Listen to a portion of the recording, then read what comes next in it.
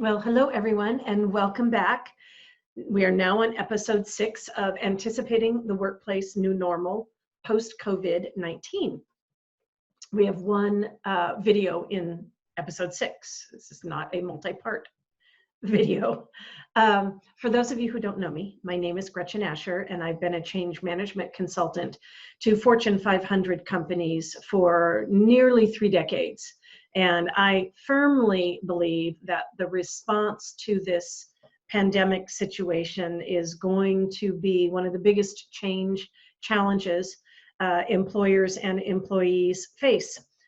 Big companies, small companies, and I think it applies not just to companies in the United States, but to companies around the world.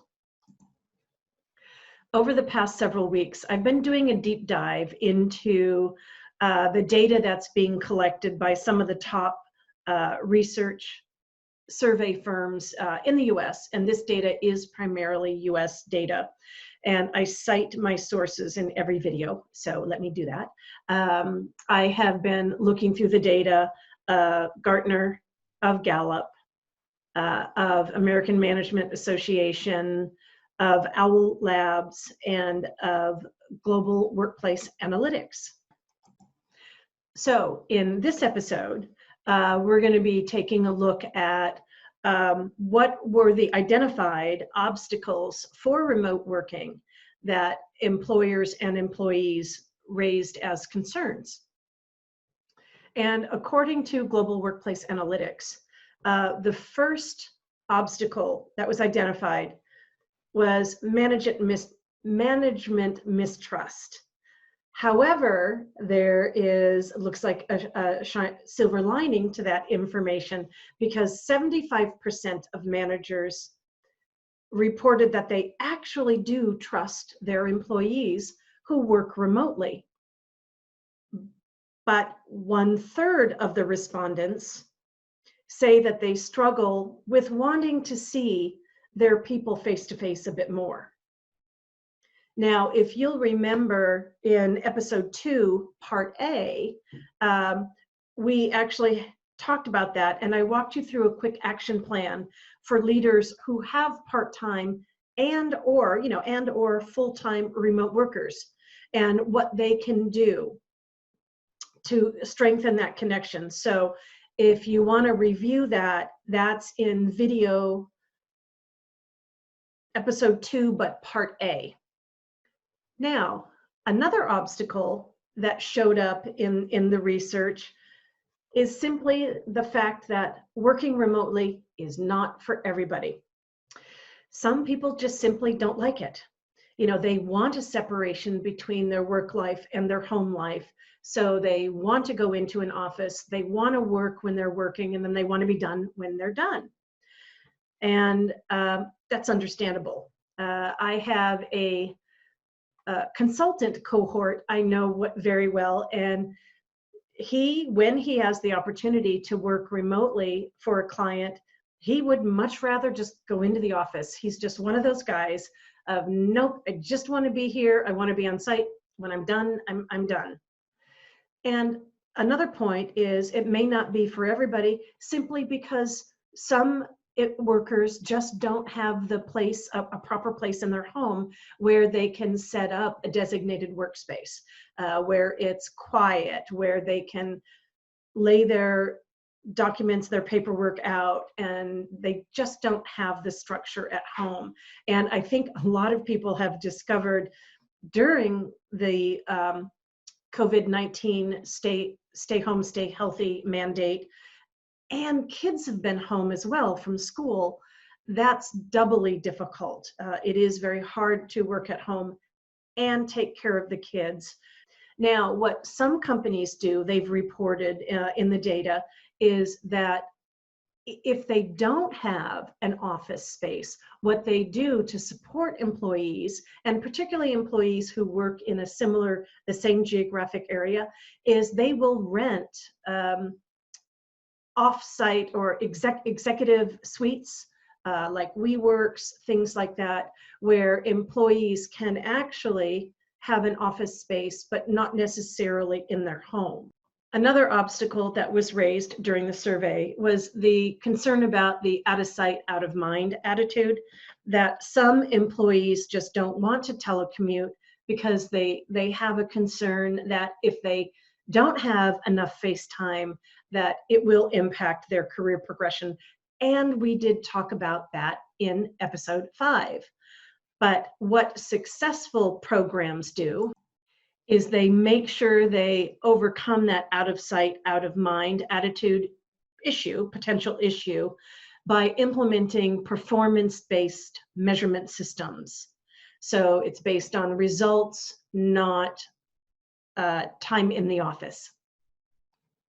And those who work remotely, they said that as long as they maintain regular communication, telephone, email, instant messaging, chat, whatever the mechanism, and if they are able to go into the office occasionally for face-to-face meetings with managers and other on-site coworkers, then they have said that they don't find that's a concern at all, that they definitely do not feel out of sight, out of mind, but they also make a concerted effort to make sure they stay in tight communication with the rest of their team. And coworker jealousy was actually cited as an obstacle, a noteworthy obstacle to combat. In the past, anyway, often working remotely was given to employees as a perk, and that could cause hard feelings with other coworkers on their team. So it's vital that your work from home strategy has to be fair and uniform for all of your employees who are eligible, that being that their job is compatible with the ability to work remotely. According to the data, security issues are less of a concern than we would normally think. That's good to know. So 90% of people charged with security, 90% of IT, in large organizations responded and said that home-based workers are not a security concern. That's good to know. And those with successful work from home programs, they really ensure that for their employees who do work remotely, that they're trained very carefully in all the steps to keep their equipment, their work, and their data safe, working remotely and not in the office. And the last obstacle to working from home, as respondents cited, was that IT infrastructure changes are necessary to accommodate a work from home strategy. Those people working remotely need to make sure they have access to company systems, to software, they have access to data, to cloud storage files, all that good stuff in order to be able to work remotely most efficiently. And if you're planning on implementing some level of work from home strategy, you'll need to get IT involved immediately on the beginning to help adequately plan for what equipment and capital expenditures will need to be made in order to accommodate a work from home strategy. And this pretty much does it for episode 6. And in the next episode, and the final episode, episode 7, we're going to be looking at what physical changes do you need to make to the office in order to prepare to bring back all or some of your workers once the COVID-19 restrictions are lifted and people are comfortable going back to work.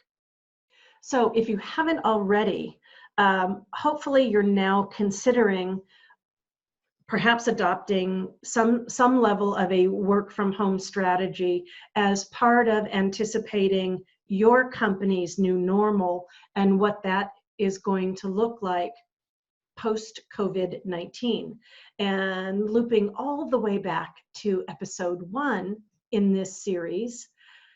And looping all the way back to episode 1, where I recommended that you begin reaching out and surveying your employees to understand how this experience has been for them.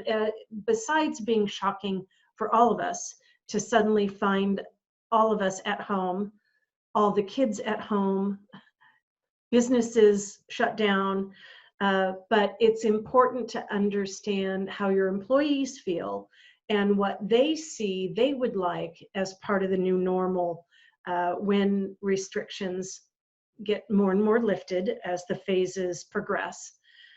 And then you can adequately put together a plan by fully understanding your employees' input. And as always, I would be more than happy to answer any questions you might have. If you have some questions, down below you can find the link and the way to contact me. And if I can, I would be more than happy to have a chat and answer any questions that you might have. And until next time, stay safe, everybody.